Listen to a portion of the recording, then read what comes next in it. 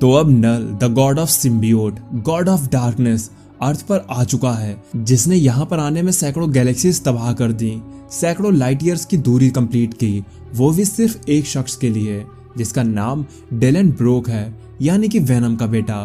पर वो यहाँ पर क्यों आया है इसके बारे में तो सबको नहीं पता है, पर पिछले कुछ इवेंट्स की वजह से हम अंदाजा तो लगा ही सकते हैं। एक्चुअली वेनम बियॉन्ड के इवेंट में हमने देखा था एडी और डेलन किसी वजह से किसी और डायमेंशन में फंस जाते हैं, जहाँ पर नल की ही तरह उन्हें एक सिम्बियोट गॉड दिखता है जिसने वहाँ पूरी अर्थ को लगभग तबाही कर दिया था। बस कुछ हीरोज ही बचे हुए थे, पर उस डायमेंशन में एक बात अलग थी, और वो ये थी कि उस डायमेंशन का सिम्बियोट गॉड नल नहीं बल्कि कोडेक्स था, जो कि उस यूनिवर्स के एडी ब्रॉक का बेटा था, और उसके पास सेम नल जैसी ही पावर्स थी, और मेन यूनिवर्स के डिलन ब्रॉक के पास भी नल जैसी ही कुछ पावर्स हैं। वो भी नल की ही तरह हाइव माइंड से कनेक्शन बना सकता है, सिम्बियोट से कम्युनिकेट कर सकता है। तो शायद यही वजह है कि नल डिलन ब्रॉक के लिए अर्थ पर आया है। पर अभी इस मेन यूनिवर्स का डिलन अपनी पावर्स को बहुत अच्छे से यूज करना नहीं जानता है, और अगर आप में से कोई व्यूअर मेरी इस वीडियो को पहली बार देख रहा है तो वो इस स्टोरी के एपिसोड 1 से शुरुआत करें, क्योंकि तब उसे स्टोरी ज़्यादा अच्छे से समझ में आएगी।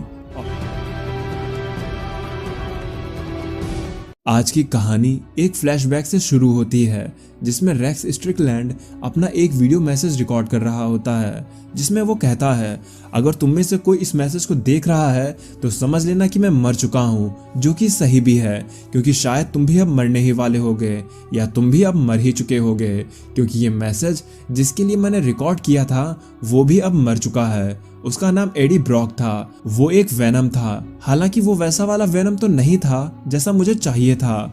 हम वियतनाम वॉर में थे, हमारे कुछ साथियों को बंदी बना लिया गया था और हमें उन्हें कैसे भी कर बचाना था, पर ऐसा हम नहीं कर सकते थे।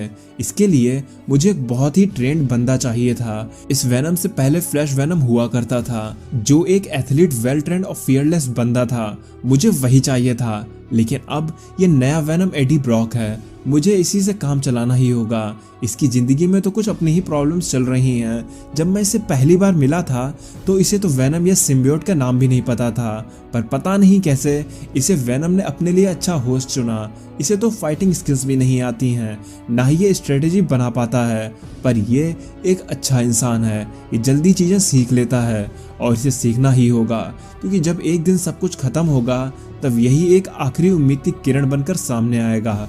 इसे सरवाइव करना सीखना होगा, और इसे आगे आने वाले खतरे के लिए रेडी होना होगा, क्योंकि वो एक दिन यहाँ पर आकर रहेगा।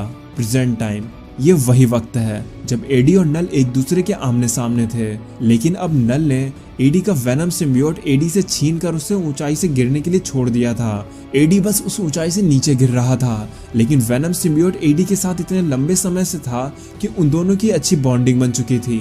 वेनम सिम्बियोट नल से कहता है, प्लीज मुझे उससे अलग मत करो, हमें यहाँ अकेले छोड़ दो और इस फाइट को बंद कर दो। जिस पर नल कहता है, मेरे बच्चे, तुम इतने समय तक इनके साथ रहकर बदल चुके हो, तुम्हें तो हमारी तरफ होना चाहिए, इनके साथ नहीं। अरे हाँ, मुझे याद आया, मैं तो तुमसे पहले भी मिल चुका हूँ, तुम मुझसे नहीं जीत सकते हो, इसलिए अपनी कोशिश भी करना बंद करो। लेकिन वेनम सिम्बियोट अभी भी नल से यही कह रहा था कि वो उसे छोड़ दे, नहीं तो एडी मर जाएगा। उसे एडी के साथ बॉन्ड होना है और उसे बचाना है, पर नल ने तो कभी दया करना सीखा ही नहीं था। आखिर उसे डार्क गॉड जो कहा जाता है, उसे अगर ऐसे ही लोगों की परवाह होती तो वो सैकड़ों प्लैनेट्स को डिस्ट्रॉय नहीं करता। नल उस वेनम सिम्बियोट से कहता है, बेटे, अब तुम उसके लिए रोना छोड़ दो और अब अपनी इस नई जगह में खुशी से रहने के लिए तैयार हो जाओ। वैसे तुम्हारे लिए तो ये खुशी की ही बात होगी, क्योंकि तुम्हें यहाँ इस प्लेनेट से कहीं और जाना नहीं होगा।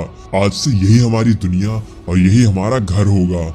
इधर एडी अभी भी उस ऊंचाई से नीचे की ओर गिर रहा था। एडी एक ऐसा इंसान है जिसका बचपन कुछ खास अच्छा नहीं गया। उसकी माँ उसके बचपन में ही मर गई थी। एडी के फादर एक अमीर खानदान से थे, लेकिन एक एक्सीडेंट की वजह से वो भी इसका साथ छोड़ गए थे।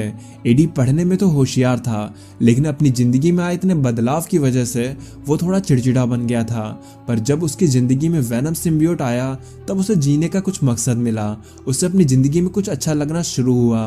उसने एक फैमिली बनाई, पर उसकी किस्मत यहाँ भी दगा दे गई। उसका प्यार, उसकी बीवी अब मर चुकी थी, लेकिन एडी की बीवी ने उसको जिंदगी जीने का एक मकसद, उसको एक बेटा दे दिया था। पर अब एडी की किस्मत ने उसे फिर से पुराने समय पर लाकर रख दिया। उससे उसका वेनम सिम्बियोट अब छीन लिया गया था। एडी उस ऊंचाई से गिरते हुए आखिरी बार गॉड से प्रे करने लगता है। एडी कहता है, गॉड अगर तुम मुझे सुन सकते हो तो प्लीज मेरी प्रेयर जरूर सुनना।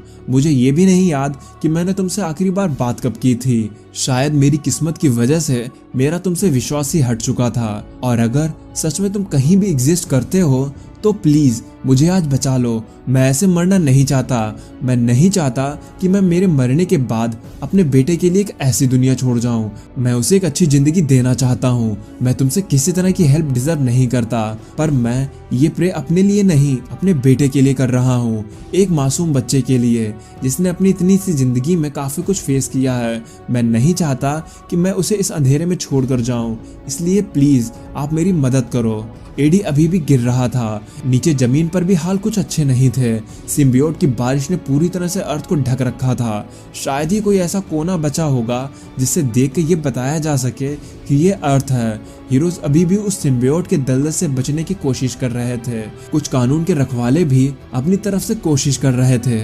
हालांकि उनकी ये कोशिशें नल का कुछ भी नहीं बिगाड़ पा रही थीं, पर अपनी मदरलैंड, अपने प्लेनेट को बचाने के लिए हर कोई कोशिश तो कर ही रहा था। ये शायद सच में ही इस दुनिया का अंत है, क्योंकि इससे पहले जितने भी थ्रेट्स यहाँ पर आए हैं उन्होंने कभी अर्थ को इस तरह से डैमेज नहीं किया था जिस तरह से नल ने किया। सिम्बियोट ड्रैगन्स लोगों को या तो खा जा रहे थे या फिर उन्हें भी सिम्बियोट्स में बदल दे रहे थे।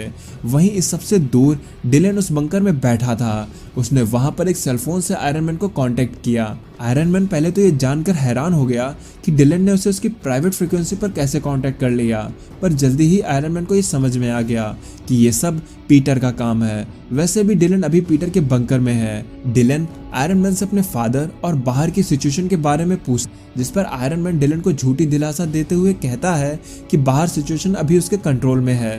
हाँ, कुछ प्रॉब्लम्स जरूर हैं, पर वो लोग संभाल लेंगे। डिलन अपने फादर के बारे में पूछता है, जिसपे आयरन मैन उसका ये जवाब नहीं देना चाहता था, और वो डिलन की बात को काटते हुए कहता है, बेटे तुम इस फ्रीक्वेंसी पर दोबारा कॉल ना करना, क्योंकि वो लोग एक वॉर में हैं और डिलन के रूम में टीवी है। वो अगर वहां पर बोर हो रहा हो तो वो टीवी देख सकता है। जिस पर डिलन कहता है, पर टीवी में तो सिग्नल ही नहीं आ रहे हैं। लेकिन तब तक आयरन मैन का कॉल कट चुका था। डिलन गुस्से में रिमोट को फेंकते हुए कहता है, उन्होंने मुझे मेरे डैड के बारे में नहीं बताया। पर क्या हुआ जो उन्होंने मुझे उसके बारे में नहीं बताया? मैं खुद से भी ये बात को जान सकता हूँ। मैं डैड के वेनम सिम्बियोट से कनेक्ट होकर उनके बारे में तो जान ही सकता हूँ। तब डिलन अपनी पावर का यूज करके वेनम सिम्बियोट से कनेक्ट होता है, लेकिन सिम्बियोट डिलन को उससे ये कहकर डिस्कनेक्ट कर देता है कि डिलन हाइव से जुड़ने की कोशिश ना करे, क्योंकि ऐसा करने पर नल उसकी लोकेशन को ढूंढ लेगा, जिससे डिलन की जान को खतरा है। डिलन कहता है, सिम्बियोट ने मुझे आखिर क्यों अपने से कट कर दिया? वो नल मुझसे ऐसा क्या चाहता है? पर तभी टीवी पर सिग्नल आ जाते हैं और डिलन क्या देखता है? वो देखता है कि उसके फादर को नल ने अपने हाथों से पकड़ रखा है और उसे उसका वेनम सिम्बियोट भी छीन लिया है और एडी को मरने के लिए उस ऊंचाई से नीचे फेंक दिया है।